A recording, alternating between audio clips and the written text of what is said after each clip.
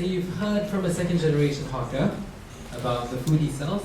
Now, let us hear from the man himself, Mr. KF Seetoh, the CEO of Makan Sutra, who is going to tell us a bit more about hawker food, street food culture in general, and hopefully we get to hear a bit more about the World Food Congress that you have in the pipes. A round of applause for Mr. KF Seetoh.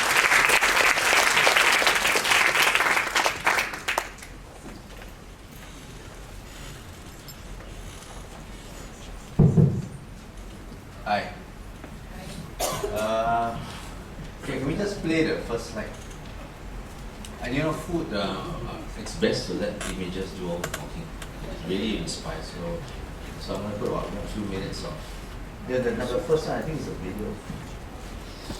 So you know, as you watch all this, I'll think of what they say.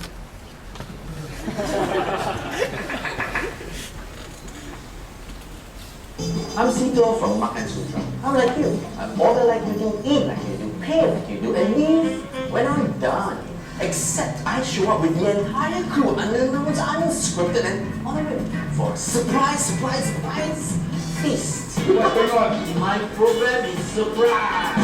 Wait for it.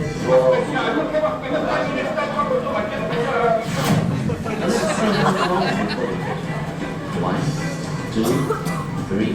Whoa! Makan Sutra. You just popped in. So sorry for waiting. So sorry. Please now, thank you very much. Thank you very much. So guys, let's eat. Small town, nobody. Oh.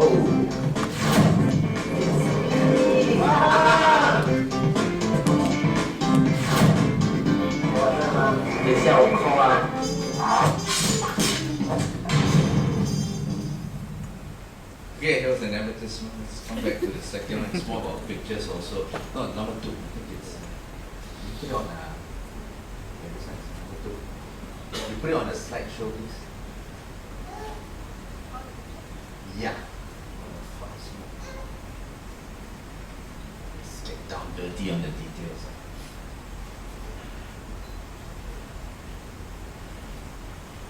Okay, let it roll. Now, all these pictures that you see, if you have never eaten this, some of this, all of this, and enjoyed it, you cannot claim to be a Singaporean. Okay, you may leave now. But grow up. Oh man. By the way, I've eaten everything here, shot all the photos, met all the people here, which is part of what I do. Not a bad job if you can get it. Now, earlier you saw that drink, the Tau Hui tree with the black chin chow. What's the nickname? Do you know the nickname for that drink? Yeah, you know, so funny. You can tell our friends in the United States, they think it's uber cool. Oh, Michael Jackson! Oh my God, I gotta have it, man. Branding, that's position. That prawn dish with the tail is sold in a shop at Lorong 35 Geylang Sing, the famous Sinwat thing. And when I say, oh, what do you call it? They didn't really have a name. It's just steamed prawns. But because the way he flicks the prawns up in a rack like this, so you call it MRT prawns. So if you go there, you actually say MRT prawns, and he knows what you're talking about. There it is.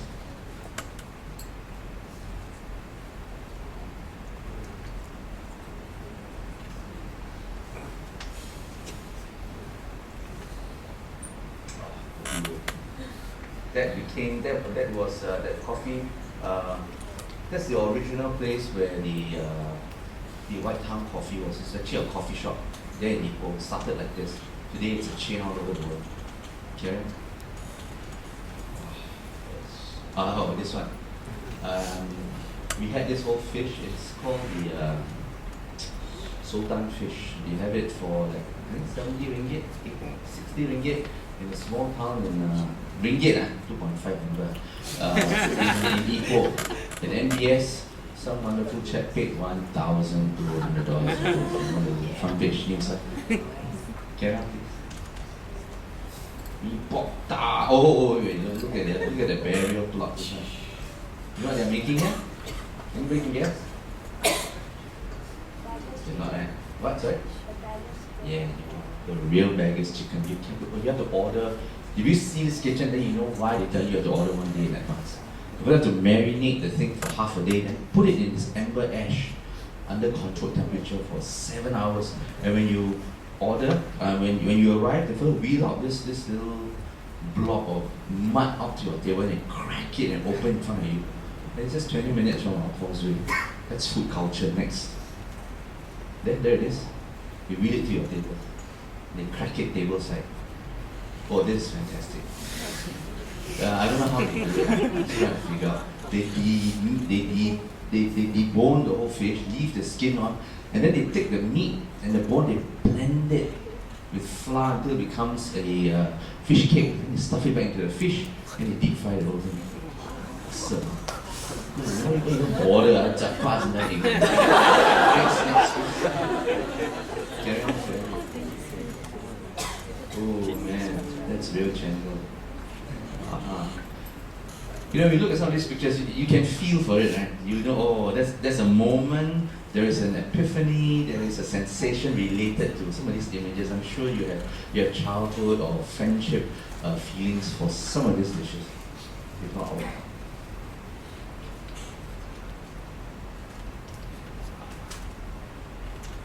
Modern interpretations of sweet food. 蒜盘子. No, you say 蒜盘子, right?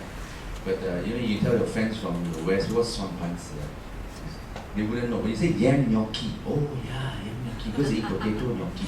When you do it in yam, it's a different thing. It's a very old dish eaten by the Hakkas.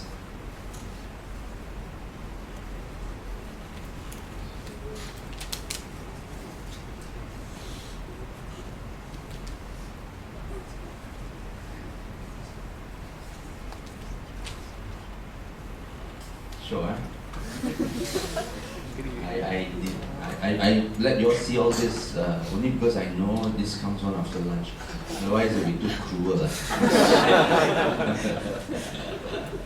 So as I speak later, do think about some of your questions you want to ask, because this whole thing, well, that's my good friend. This whole thing is about food culture. Now, to many of you, it's just a dish, correct? But where I come from, if you have the ability to wire up that picture, plug into your mind, and you click onto the picture, you enter a world of opportunities, culture, business opportunity, new possibilities, ideas, concepts. It's not just a plate of chicken rice or char kway teow, it's way more than that. And this is what we believe this whole food culture is about. After 15 years doing Makan Sutra, TV shows, books, food courts, consultancy, blah blah blah blah. Sian already. Now it's the time to take on the mentalhood of addressing continuity in this thing. You know, we talk about bloggers, right? If none of us come up and champion this, bloggers got nothing to write anymore. How many times you read about the char kway teow man in Bedok? Sian, right? Cut away. And then you go lower and lower, you can find there is such a thing as lousy char kway teow. Okay? Don't be fooled, there's such a thing. So I mean, if you don't open up avenues for a new generation to come in and be, not hawkers, street food professionals.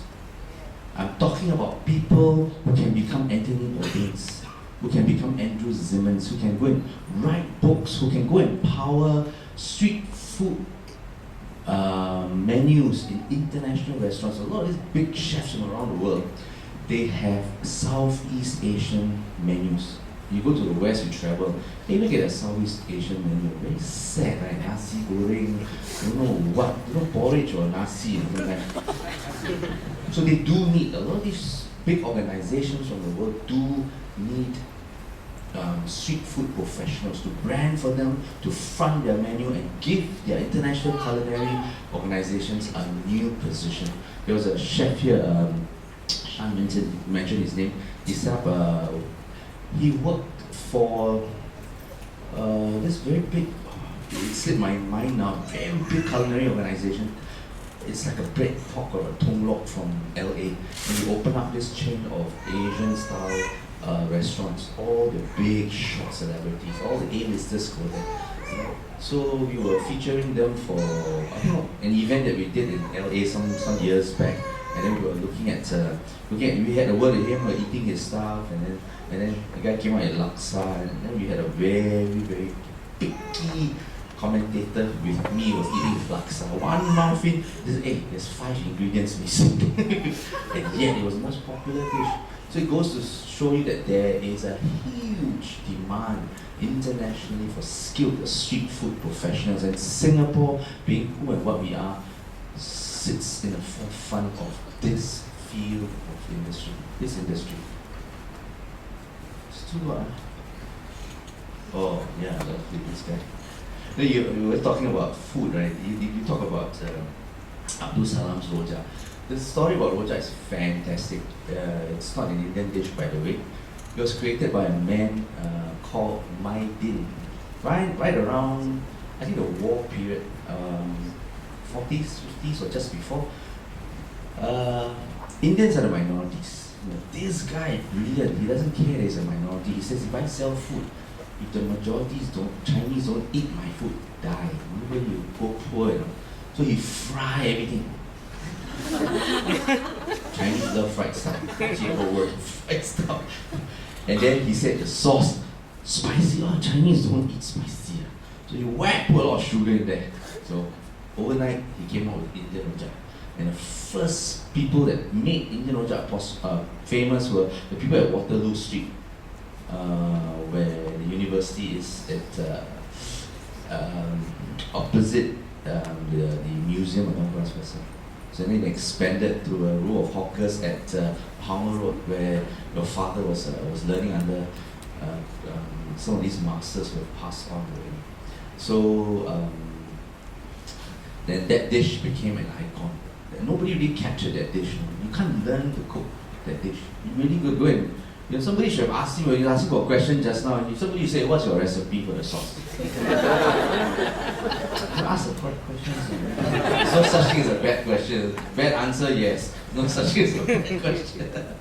So I mean, he's come on. I'm very happy. We've worked with them. We brought their family to New York, London, and Shanghai, even to do some events. Some overseas Singaporeans, when they go overseas, they really know what they miss. They don't miss chicken rice. You can get mediocre, lousy chicken rice overseas. But when you talk about bak chor mee and Indian rojak, you don't say New York or London, Johor also don't have. So people do miss this kind of thing because they're iconic, they're truly Singaporean. Okay, I don't want to say it. What's the next slide? What is food culture? Next slide, this is an explanation. It's food culture, it's a lifestyle that's influenced by your love for good makan. Right? It comes in Singapore. Our food culture came about many years ago because Singapore is nothing. It used to be a kampong. We go and fish and sit under the coconut tree, have nasi lemak back in the day, right? Then the Chinese came, the Indians, the Portuguese, the Malays, the Middle Easterns. Now, when you go to a new country, seeking a new tomorrow, a better tomorrow, your new El Dorado, you have to bring along your own food culture. You cannot fight on somebody else's food. You got to bring your own food culture. So overnight, Singapore had this wonderful flavors with so rich heritage from all the lands, from all over the world. You look at some of our dishes, you can tell, if you study each dish, you can track the silk road of each dish and where it came from and why. But that's no big deal. Many countries have this kind of culinary heritage. What's unique to us is overnight, the Chinese got bored, the Indians got bored, and the Malay friends all got bored. They started looking at each other's wok and pans. They started copying, adapting. Overnight, somebody came out with mee goreng. You think it's an Indian dish, you try finding it in India, you say, what nonsense you're talking about? Where got mee goreng? And even Indian rojak. I was asking another Indian rojak master, do our Indian tourists or guests eat your stuff now? They come in and say, hey, what is this? What nonsense is this? This is not Indian food, take out the word Indian. But it's a Singapore Indian dish. So, and then if you talk about laksa, You know, the word laksa, its origins, you can Google, it's still very grey where it came about. But it has influence. The fact that you have noodle definitely got Chinese influence, but Chinese got no spices. So you know there is an Indonesian, there's an archipelago influence. Of course, it's created by the Peranakans, the Chinese that came here intermarried. The story is this, I mean, if you want to go some interesting and not just boring history, where did the Peranakans came? What was it? You know, the Chinese man came here maybe 1 millennium ago, and then 我去那边赚钱太阳你在家里 told the wife to stay at home while I go Singapore or Malaysia to make money. I stay at home when I got money and come back. And if I go there, you work, no money, never mind, no girlfriend. So they decided to hook up with the locals, and they intermarried with the locals and said bye bye to your wife. I haven't forgotten how you look like already. So they got a new wife, a new local wife. That's how the Chinese and the Malay culture evolved. Nobody adapted each other's culture, it just evolved. And today, Peranakan culture is 1,000 years old, one of the oldest culture. And the Peranakans are so adamant about their food. It's sacred, it's like Peranakan. If you have a true blue Peranakan friend, you will know if they like you when you go to their house, if they let you into the kitchen. If they let you in the kitchen, you're in already. Go stay up and marry the daughter. Go bedroom, no problem, everything can say. But if they don't let you into the kitchen, that means no friend. You can ask some of them. It's very true. So like I was saying, what's in front and behind that plate? A plate of char kway teow is really a portal into a lot of things, a culture. Everything that I do comes from looking underneath that plate of char kway teow. There's so many things. Next. You can say it's a lifestyle, but as a lifestyle, what do you do? I mean, you engage in a food culture, you sell food. The Salam family or even your ramen brothers, they just sell food. They let the rest of it do the talking. The guy doesn't even try very hard to market, because viral marketing is very important. Viral, actual mouth, put into the mouth. Good, they come back. No good, out you go. The most democratic culture in Singapore. Some people resort to a lot of branding. Before you can even perfect your recipe, Twitter account up already, Facebook account, or everything up already. But we cannot eat social media. I can eat your food, enjoy your experience that you're giving me, the sensation you're giving me, and I can tell the rest of the world, and I can go back and eat at your shop, no matter how dirty or clean, because it's part of the experience that I asked for. So this is all a part about what you want to do. There's another fun thing I want to share. This thing about Singaporeans, very funny. I really don't know who we are anymore. You have French friends who study culinary, and they go overseas and become chefs. They all sell French food. Brazilians, they study their food culture, they come to Singapore, they set up churrascarias. Indian friends, they come here, same thing, they set up their little northern restaurants, and Singaporeans, we go and study, and they end up selling muffins. And Mexican restaurants, Italian restaurants. So where do we take that turn? Where do we make that wrong turn somewhere ago? Okay, next. Nationality, race, yeah, of course, every dish has an identity. I mean, next time you go and eat, don't just engage in the function of that dish, whether it make you full or make you, or it's cheap. If you understand a little bit more about it, if you understand a plate of lor mee the way you understand In-N-Out burgers, for example, In-N-Out burger like that, lor mee, what is that?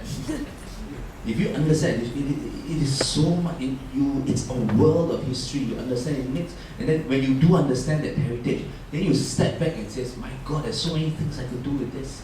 It's not invented. It organically came from the ground, and you really must take advantage of this.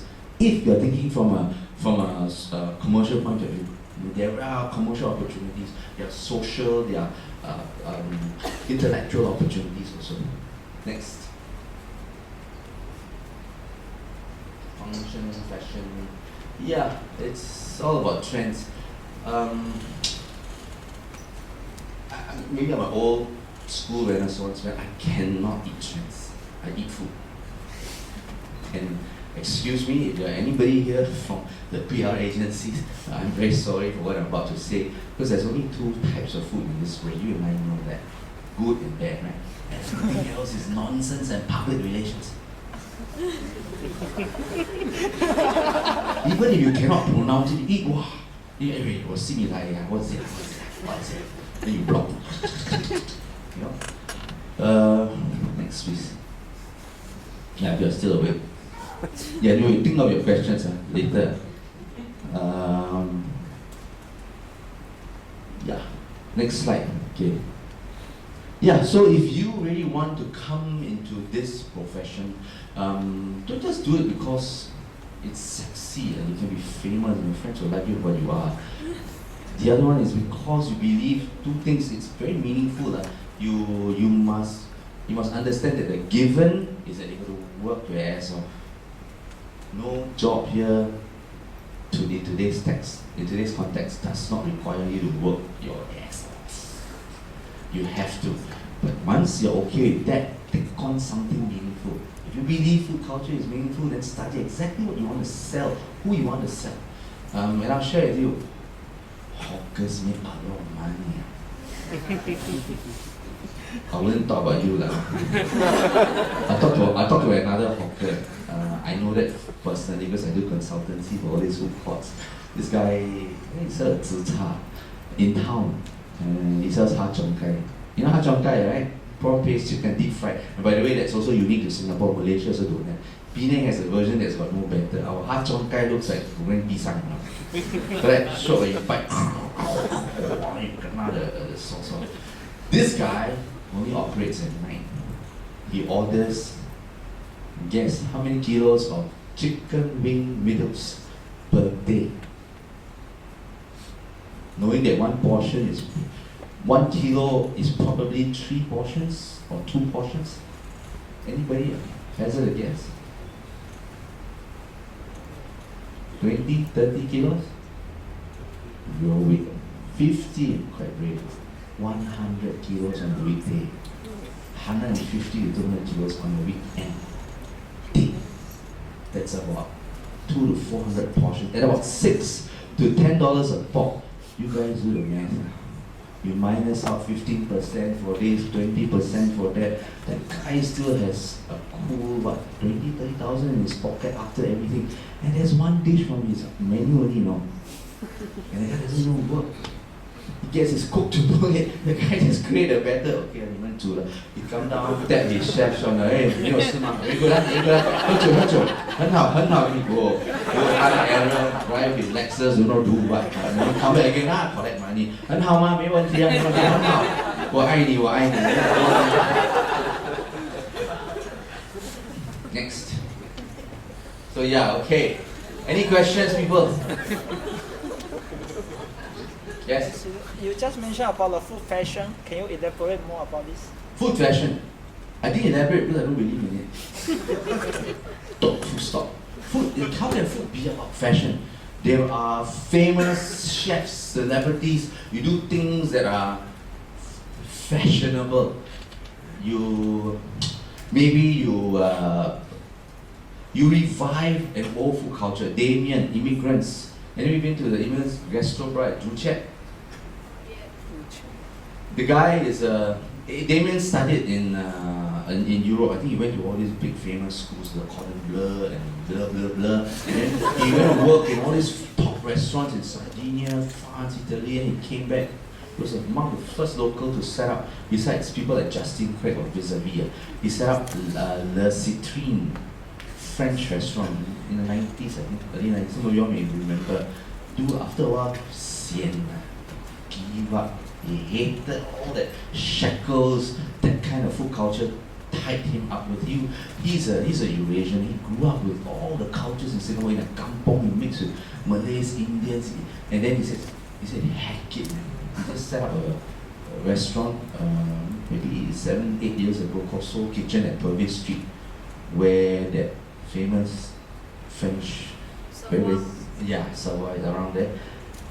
And he just said, he just wanted to cook whatever the hell he felt like. So he brought back bakwa sambal, he took the Eurasian skamger sambal.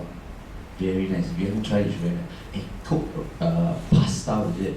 And then he had all these wonderful flavors. He brought back devil's curry. It's like, go to the kitchen every day, what do I feel like? Okay, let me do. It was his soul. He wanted to put his soul onto the menu. And then he evolved, started getting a reputation. Today, he set up immigrants, a gastro bar. The guy just cooked more hiang la, bak fried rice, stuff some hawker salad. That guy is brilliant. He didn't do anything to it. He bought this enamel pots. Those steamy enamel pots, coated enamel. And he put his bar and his volume and he just throw it on the table for you. Not that expensive, not that cheap. And he has a full bar. So you can go there, have more hiang with a martini or Yamazaki whiskey. And it's a very nice atmosphere. And what's he doing? He's just repositioning street food. So it's a bit of fashion, you may call it, but it works. I don't call it fashion. Yes? You mentioned about Asian street food culture. That is a very good point that it's easy to sell street food to any country. But what about oily food, sour food, salty food in Asia, in Singapore? Is it easy to change people's taste buds in other countries like Japan, Europe, America? You from Health Promotion Board.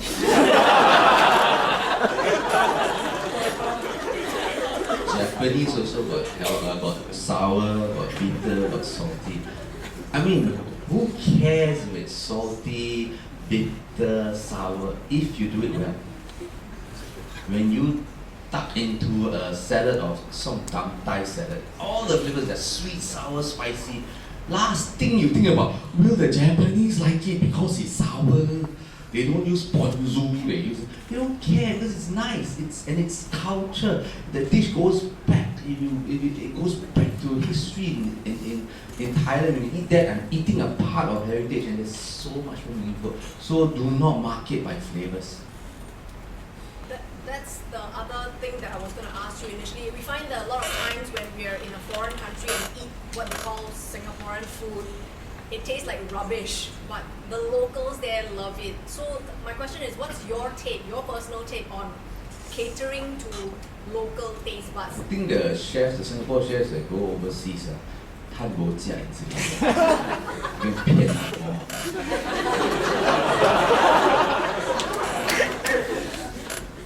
Tell you straight. Of course, they'll say, oh no, because I cannot get ingredients. I say, come on, if you want to do it real. Say, oh no, but the people down here will cater. I say, you don't cater. A good burger is a good burger. A good pizza is a good pizza. You like it or you don't. You're going to add sugar to laksa.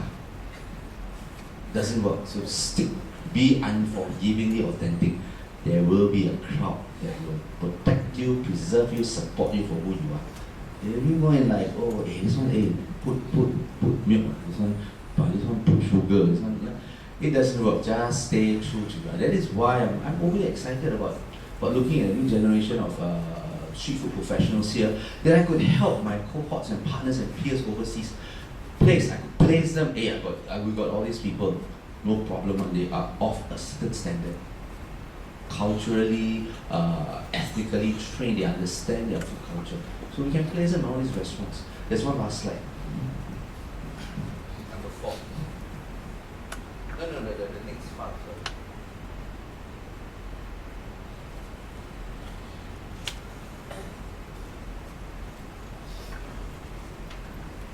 So yeah, what is comfort street food? Ding!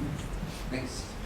Yeah, so because it was a comfort street food is a food culture of desperation. People back in the day, when everybody came here to work, no makan, no In-N-Out burgers or no fancy fast food joints. Then some people brought their comfort family street food recipe and heritage onto the street.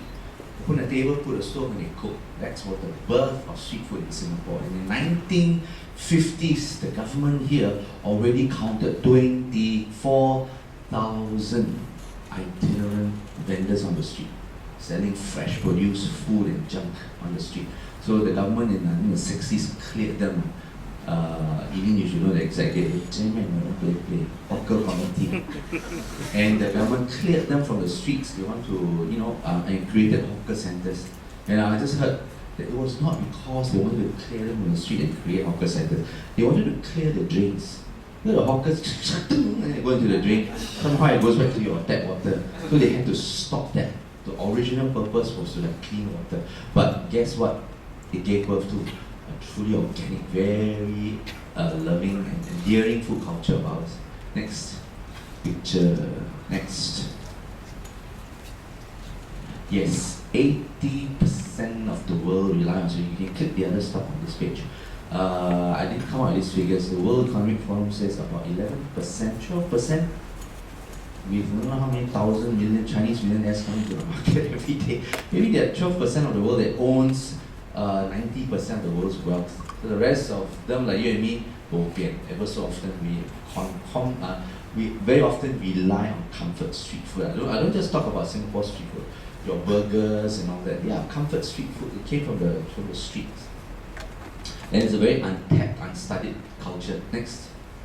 So yeah, okay, the World Street Food Congress is something I felt I should do after 16, 17 years doing Makan Sutra. It's an amalgamation of everybody's energies, ideas, ideals, and aspirations into one platform.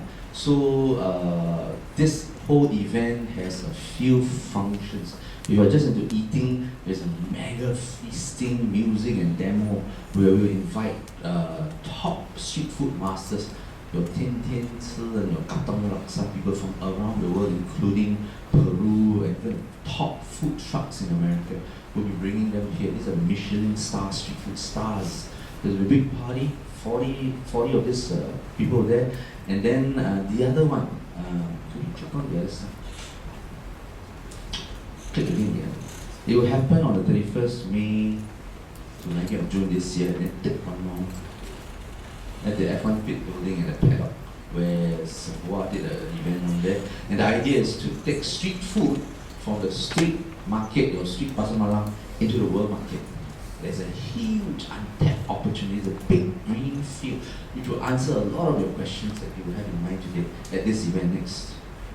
How? So we're going to have 2 or 3 platforms. A dialogue, one is a dialogue where one floor above all that feasting and dining and partying, we are having a conference of up to maybe 700-800 people down there, top minds of the world, celebrities, thinkers, captains of the industry, advocates, social, enterprise people, just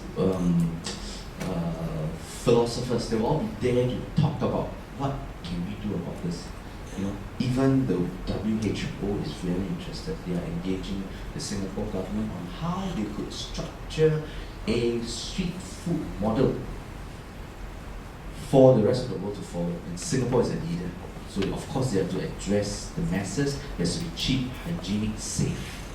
So they are also very interested, not just you. Next. So the place is basically to eat, think, connect, and do. Next.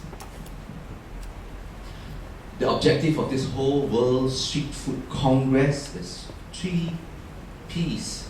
One is to preserve, the other one is to professionalize. A lot of hawkers, like Salam himself, you go to the store, they have that thing, but if you let somebody else who are unaccustomed to their culture, when you say an Indian rojak store, straight away wow, they got to look like that, right? Racks and all that. But if you let somebody who's not accustomed to it look at that, from another part of the world, the guy will have different ideas. Oh, I see something else. Another way of presenting it. This event lets opportunities come into the market and let us rethink how we could professionalize and deliver food culture for tomorrow's society. New possibilities besides your hawker center, food court. I was sharing with the folks here running this.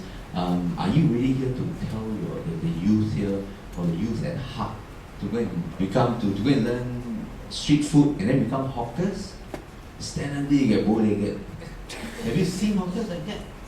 It's real, no? Your veins are all bursting, So sometimes you got to rethink about operational hours, health issues. These kind of things are wonderful to address in platforms like this. And then the hawkers will be there at the event to share their stories, their trials and tribulations. So you open up a huge dialogue on this culture, new possibilities. What else besides all this? What can anyone think up of when we have once we bring all the professionals of this industry at that event? Next. So this whole event, the World Street Food Congress, is about food and identity, of course. Next. People and professionals, of course. If there's no people and their skills, there will be no food. Next.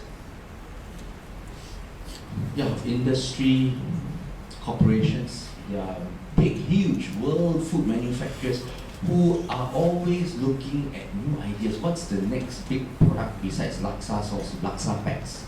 So they also want to study, because remember 80% of the world eat this food culture. Next. And we are also having at this event a recognition program. We will be giving out awards to the world's best street food masters, not just the hawkers, but the best blogger, the best food city, the best organization, the best restaurant concept, anything. Anybody, any energy, any organization that participates or engages in this street food culture, comfort street food culture, we will award them. Next. So the dialogue and this whole event, we just click on all the slides. Different types of people and more.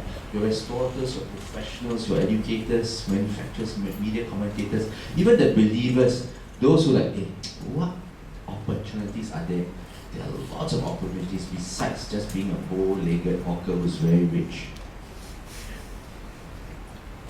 Even the financiers and believers. You may not believe this. You come up with a very good, coherent street food business model. You go to a bank, people will give you microfinancing. They believe in this. They really do. Next. So it's going to be held somewhere there, at the pit somewhere there. Next. So the whole program, click on everything. 10 days of makan, party, street music, we're going to keep it cheap. Food court prices, thereabouts. Because it's a temporary thing, we're going to build temporary kitchens. And there's a premium to this kind of setup. And over 2 days, there will be a dialogue. Everybody can share their problems, aspirations, and views. And we have a series of private little parties along the 10 days. Anybody can attend. Just sign up for it. And eventually click on more. On the 9th day, we hand out the awards. Next slide, please. So a little bit about us. We are 16 years old. Click all the slides. We started, I gave up, not really gave up, I switched from my professional photographer career as a photojournalist, because if you look at food is everything. There's stories, there's photography, there's everything. You can do so many things. So that's why we dabbled in food guides, we ran food operations. We don't really make a lot of news about it, but the Food Republic concept is ours. We developed this, we were their consultants. We were the first to put a kitchen in front. If you go to the first Food Republic food court at Wisma area, it was completely our idea. When they asked us what we should do, I said you should put forth the sexiest component of the food culture in people's face, which is the cooking. Eating, but when you watch you stand on there, you line up, you watch a fella crack the egg, and he put all the fish cake, and then he fry it. The anticipation builds, that's why I call it's a sexual, that's the foreplay. You must set it in food court. So now everybody is doing it. So we're happy we set this trends and standards. Apps, webs and iApps, we put a lot of stuff in there, but there's too many information now, you get lost in the web. So believe what you believe. Don't just click onto anything. Events, we do a lot of events. Singapore Tourism Board, we work a lot. We bring hawkers overseas for Singapore Day. We all have a lot of fun. And I thought, we should really do this World Street Food Congress. It must be done. And we do a lot of consultancy, we do a lot of food TV. Food TV, I like doing food TV, but I'm not an entity ordained. I do not rely on it as a living, so I don't do a lot of shows. For those who are asking, where's my new show and all that. Okay, next. Some of the things we have done over the years. Click. Any questions from anybody, please? You're overshot already. There's no more question, thank you. Anybody has maybe you have time for maybe 1 or 2 questions? Yes. Hi, you talk on a lot of aspects of food, but I'm really interested in one aspect which you didn't mention. It's about food wastage. As much as I think we all love food and we eating a lot, I feel there's this rising phenomenon of people wasting more and more food. And I was just wondering if F&B operators can come in to work something out about this issue. What's your take on You it? should bring this issue up. I've always known the big food wastage are big food companies. Your hotels, your restaurants are mega food wasters. The hawkers, if they're professionally trained, they know how much to buy. As a humble hawker, your wastage is minimal because wastage means a direct hit on your pocket. Correct? Huh? So you don't buy, under buy better than over buy. I say, habis, no more, okay, come back tomorrow. Better than throwing it away. So these are issues. Although I didn't bring it up, I expect these things to be raised in the course of doing the event. One more question? Yeah. Do you believe that there's no space for healthy food in hawker fare? Do I? I always ask. I even at the HPB's Healthier Food Seminar. Food. The food as it is, our hawker food, they are already healthy stuff down here. There are stuff that will shorten your life too. Already there, you don't have to brown rice or less sugar, everything. Just don't eat stuff that's already, when you don't feel like eating oily. You look at the Teochews, look at what they do their food, they are very simple, they're very healthy, And of course, there are the other versions, they're very oily stuff. So when you know your food, you can pick today I feel like healthy, hence I can still commit all these sins and keep my calorie level within that thing without compromise. Okay, everybody, thank you very much. Hope to see you at the